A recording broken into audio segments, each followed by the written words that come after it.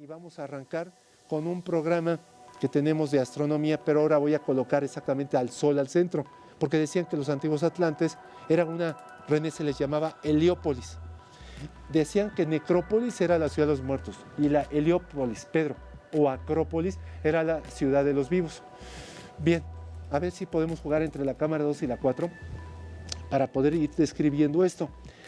Dicen los antiguos, hay varios libros de Filos, el habitante de dos mundos, hay otros libros que se hablaron, por ejemplo, de Madame Blavatsky, y luego Edgar Cayce, así se escribe Cayce, Edgar Cayce, hablaba de que, por ejemplo, la Atlántida tenía sus días contados. Parece ser que tenía su crecimiento desde el año 100.000 a.C.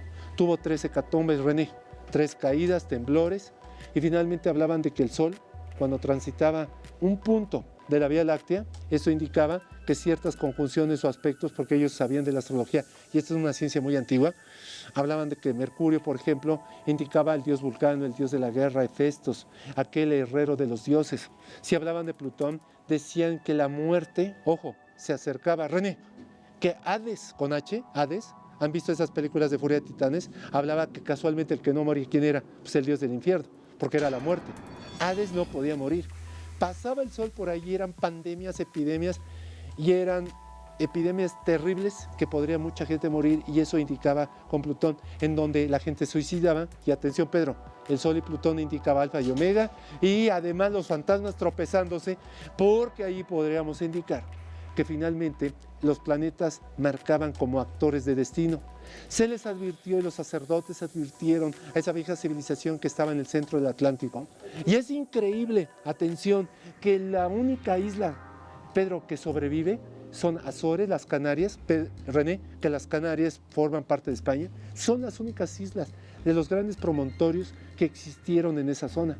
Aquí vemos también otra conjunción en donde, por ejemplo, pasando por otros planetas, indicaba exactamente crisis. Mercurio los enloquecía. Ellos decían que también un planeta que lo único que les beneficiaba era por la belleza, por el encanto, la poesía, la retórica, la filosofía y las adquisiciones bellas, Venus. Pero ni siquiera eso. Algunos mencionaban que ven esto oscuro de la luna cuando había un eclipse, luna negra, vacía de curso o fuera de curso, y entonces indicaba que los eclipses eran los peores augurios. Y finalmente, en los 30 segundos de este bloque, podemos entender que algunas conjunciones eran maléficas. Los planetas individuales, que eran Mercurio, o algunos eran Venus y Marte, los cercanos a la Tierra, decían que eran individuales porque no ejercían mucha influencia celeste.